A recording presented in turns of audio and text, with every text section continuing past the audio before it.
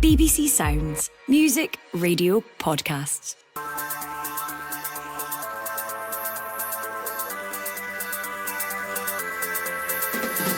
Hello, I'm Phil Goodlad, and this is the all-singing, all-dancing Scottish football podcast with the news, the views, the analysis, everything you need for a Wednesday in the deepest, darkest month of January. Here's what's on today's agenda. Bizarre angles to try and seal at least a point for Celtic here. Sends Carson the wrong way and it's 3 apiece. And Celtic celebrate an equaliser. An incredible encounter at Dundee Park. Dundee and Celtic sharing a 6-goal thriller. And there's more to come this evening at Ibrox. No, never. I'm not a quitter. I'm somebody who really knows what he wants, and we're going to get it together. Philippe Clement in bullish mood ahead of his side facing Aberdeen. And that's not all that's happening in the wonderful world of Scottish football. Obita going on the outside, tries to shot, deflected. Martin Boyle turns it in. Hibs 1, Motherwell 0, and Martin Boyle pops up. Right time, right place. Will Hibs keep a key player beyond this season? The Scottish Football Podcast from BBC Sports Scotland. I'm delighted to say that the Times Scottish football correspondent Michael Grant is with us, and the superhero that is Rory Loy. Because last night, Rory, you were, unlike Michael and I, snuggled up in bed listening to the radio, in separate beds, I should say. Separate bed. Yes, thank you. You were actually at Dundee Park, and you join us this morning looking as fresh as a daisy. Well, that's questionable, Phil, to be honest with you. But no, look, nice early start, but I'm looking forward to deciphering the game last night. It was a cracker. Yeah, well, let's get straight into that. I mean, we speak about adverts for Scottish football, but a 6-goal thriller with the champions coming back at the death to get a share of the points. That had everything in front of your eyes last night, did it not? It did indeed, and Dundee deserve a lot of credit, because when Luke McCowan scores after a few minutes, I think the game's done already. The Celtic are that good. But when they go 2-1 up in the second half, I just didn't see any way back for Dundee. And for a 30-minute period of the second half, Dundee were absolutely exceptional. And, you know, all the credit can't go to Dundee. Celtic contributed as well. Offensively, they were very good. Defensively, they were suspect. And that was one of the reasons it made for such a good game. Tony Docherty left at the end of the game, hailing his squad as heroes. Not just the performance, but the fact that he was down to the bare bones and he was playing players out of position last night, playing players that hadn't trained for a week because a sickness bug had ripped through Dundee Park. Yeah, it was the first thing he said after the game, and it was the first thing he said after the Rangers game last week. It is, you know, he is right, but, you know, I would have preferred if he just concentrated on the team that had played, because I thought they were outstanding. And I get where he's going with that, but, you know, in the midst of a 10-man injury crisis, he seems to find one of his best teams. So it'll be interesting to see, you know, his team selection when all these guys come back, because I think that in the last couple of games against Rangers and Celtic, Dundee have been phenomenal, and they've had some, you know, real shining lights in that team that may not have been able to shine had these players not been suspended, injured, or missing for whatever reason. But you know, huge credit to Dundee. But Celtic do deserve a portion of the praise as well, because they did contribute.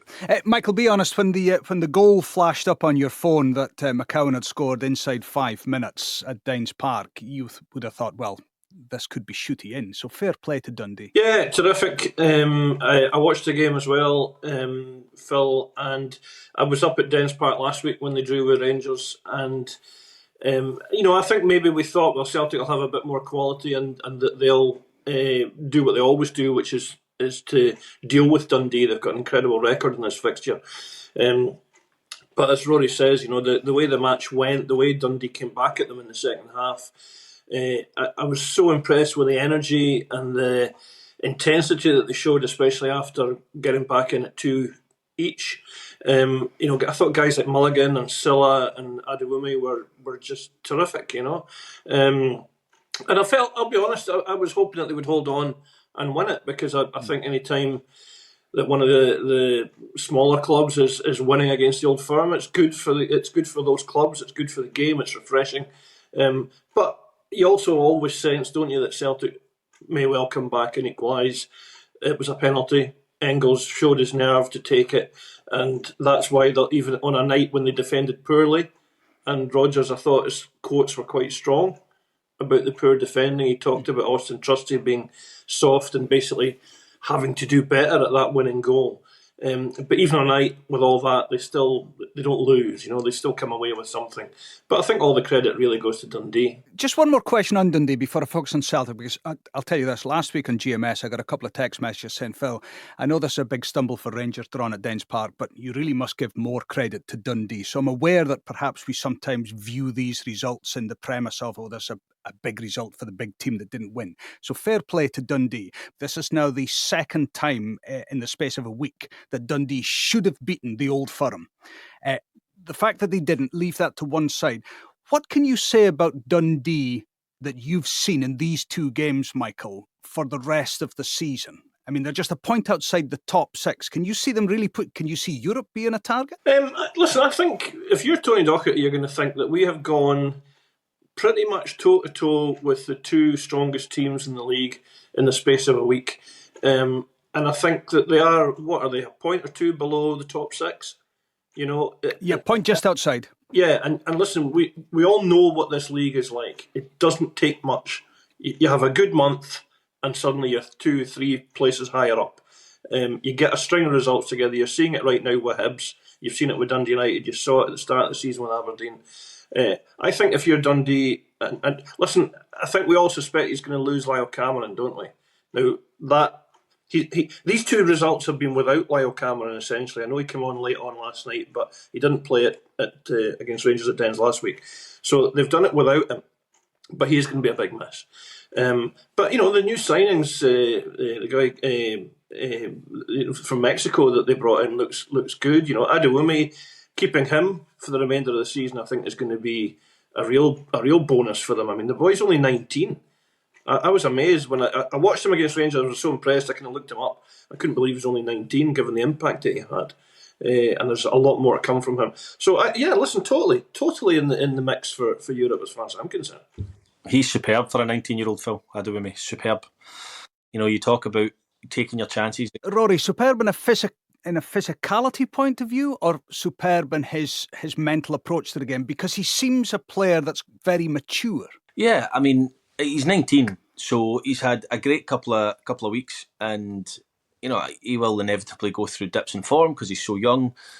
But everyone talks, it's a bit of a cliche that you need to take your chances against Celtic. Now, Dundee effectively, other than the first minute where Simon Murray had half a chance with a glancing header, which was difficult to generate any power, Dundee had one chance. And the way the game was going, and yes, we could sit here and say, Dundee should have beaten Celtic, but Celtic very easily could have been 2 or 3-0 up in that first half. That kind of gets forgotten at times when there's such a high-scoring game, and Dundee being so good in the second half. But, Celtic on another day could have been out of sight. So when you get those chances, you need to take them, and you need that game-changing player in your team to be able to do that. The composure he showed, they got a stroke of luck when Simon Murray tried to play the ball out wide. It deflected into his path.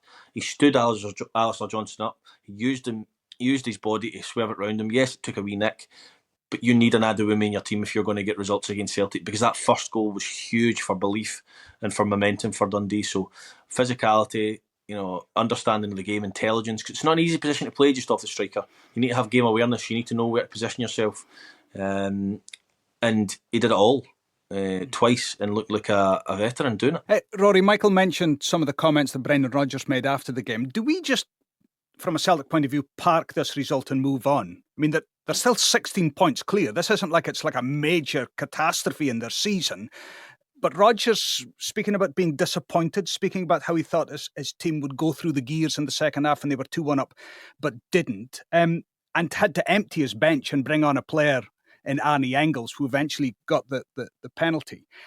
Can we make too much into the fact that they stuttered last night, or just move on? Listen, it's been a really busy period, and it's a bit boring to say that because every manager says it. But when you set the bar so high, like Celtic have, ultimately any form of dip is going to come with, a few questions and a few worries and concerns from media, from fans. But let's be honest, they are 16 points clear. They've got a draw away from home, which isn't ideal given they were winning twice and they've got such good players. But ultimately, it's very difficult to go through a season and keep the bar that high. So I think it will be a slight concern because I thought Austin Trusty's really struggled last night. I thought he was poor. I thought Arnie Engels was miles off the pace when he came on. He gave the ball away consistently. He tried to force passes. He scored the penalty, which will do a lot for his confidence, I'm sure, although he scored a couple before. But I thought there was aspects within the game that I think will concern Brendan Rodgers.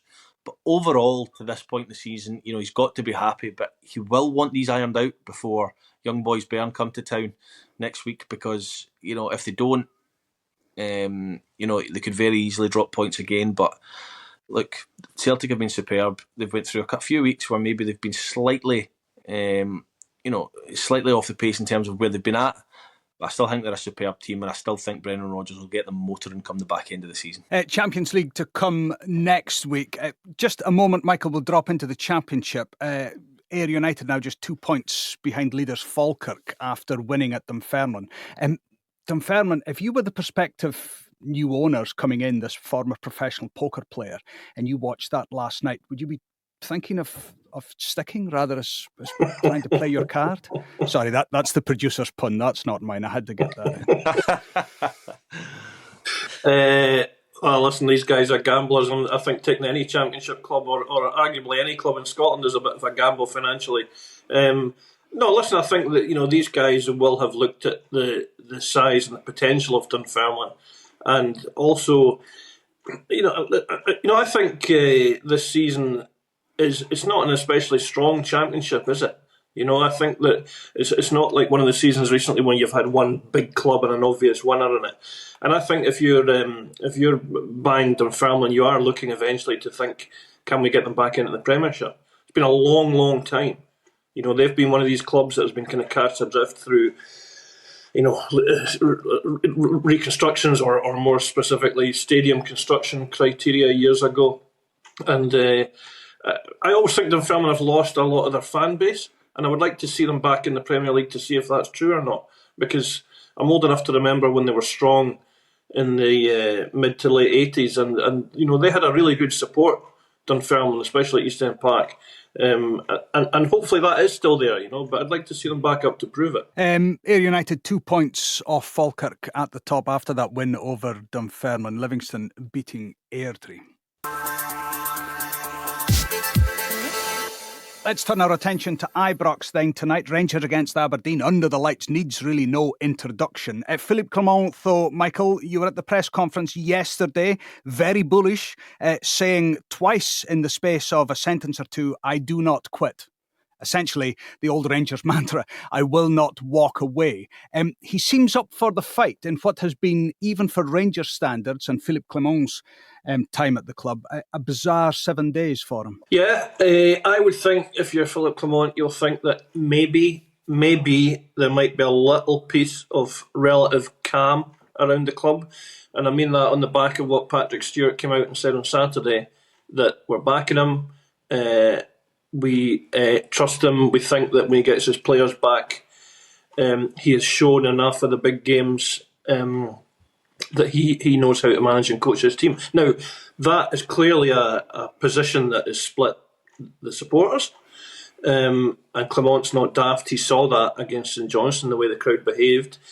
But I think largely he might think, well, okay, that might be just quieting the noise for a little while. Now, that's going to change immediately if they play poorly and lose or drop points to Aberdeen tonight. That's immediately going to flame up again, because they don't like dropping points to anybody. They especially don't like dropping points to Aberdeen. And the fact that it's at home, where the home record's been so strong, it's okay seeing protests and booing at away games, but I think it carries far more power when it's at Ibrox, and it's clearly the bulk of the support turning. You saw it with Michael Beale's final game, coincidentally against Aberdeen. But I think maybe my overview on it would be that I think maybe Clement thinks they might get a little bit of respite. He'll probably fancy his team to beat Aberdeen tonight. He'll certainly fancy them to beat Fraserburgh in the Scottish Cup at the weekend. And Man United at Old Trafford, who knows what will happen? It's not a gimme that United will roll over them, because you don't know what United will turn up. And you don't know, frankly, what Rangers will turn up. It's one of those fixtures where Clement has the team has punched above its weight in Europe, and he might think there's another chance at doing that. But listen, with Rangers, Phil, it's constant turbulence. It's a constant soap opera. So something daft could happen tonight. It's not daft if Aberdeen get a result, but something unlikely could happen, and then suddenly it's all up in the air again. Rory, obviously Rangers are a club close to your heart with your links there as a player. Is this a good game for Philippe Clement tonight? Always a bit of needle between Aberdeen and Rangers. Aberdeen on this winless run of 11 matches, so they're looking for something. Is it a game that has enough on the line to actually create the spark that perhaps has been missing in Rangers' performances? And I know they beat St Johnstone very comprehensively at the weekend, but that almost was a gimme given how poor St Johnstone are at the moment. Yeah, I don't think that the Rangers fans will start to buy into Clement, or I don't think Clement's going to get the opportunity to win them round whilst the fixture's at home. Because if Rangers go and win tonight, they continue their strong home form. Ultimately, there's a lot out with Clement's control that the fans aren't particularly happy with, but the one thing he can control is results on the pitch, and it's the away results which are the issue. So, look, I do think that tonight you've got to give him credit. The home form's been good. Aberdeen are struggling. Sometimes, though, when you're on a really, really poor run, a result that you're not expecting can come along, and in the eye of the storm, you find, a right good performance. Michael, just on the Dons tonight, I mentioned this, no wins in 11 matches. Jimmy Tillene, 4 new players in the last 10 days or so. Aberdeen spending money that, if my calculations are correct, we have not seen in a single season from any team ever outside of the Old Firm. I mean, if I've got this right, he spent about £3 million since coming into Pittodrie, and that's just on transfer fees alone. Yeah, it's amazing what selling a £7 million striker can do for a club, isn't it? In terms of empowering a club and empowering a manager.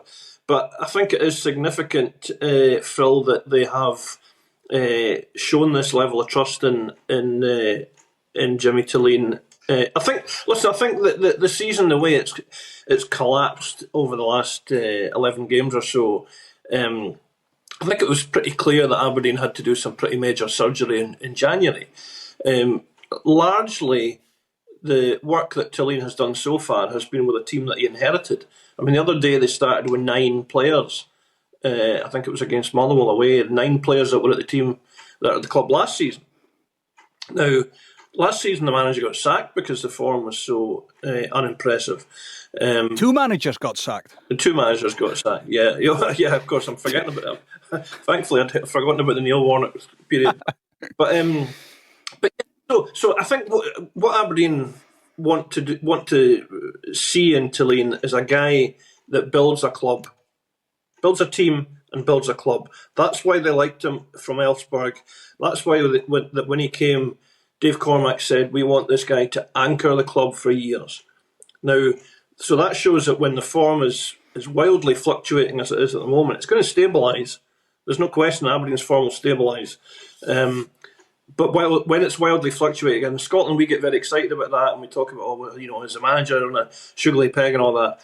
That's not a debate at Aberdeen because they are so firmly in bed with Tillene. Now, listen, they're not immune to the pressures of any football club. If this goes on and on and on, the climate changes. But as you say, the amount of money they've spent on Christoph Tobers, on Alexander Jensen, in the summer on Toby Keskinen, I mean, that's 3 signings, all of 600 grand plus.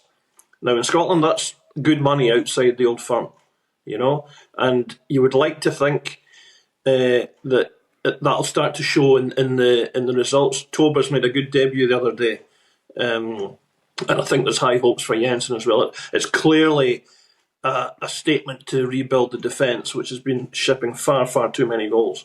So it's interesting, and I think it's a declaration of faith in Tillene and what they want him to do in the years to come. Rangers against Aberdeen tonight on BBC Radio Scotland Sports Sound with Kenny McIntyre and the team on air at 7 o'clock.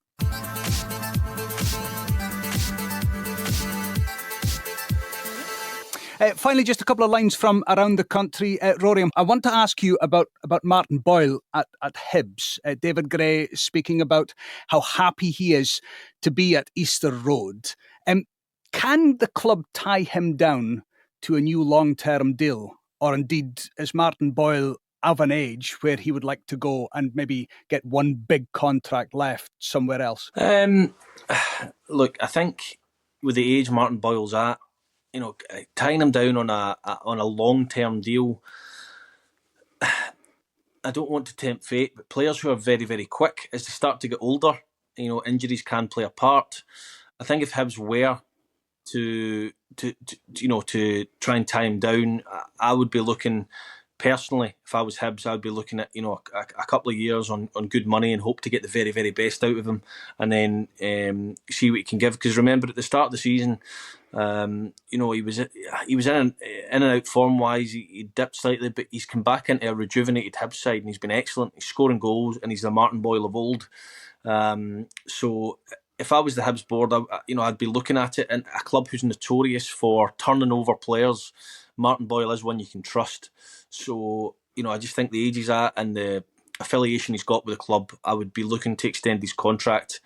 It would be a lucrative contract, but, 4 or 5 year contract or 3-4 year contract, I'm not quite sure. I think, give him the money he wants, give him, a couple of years and get the best out of him for a couple of years and then reassess the situation.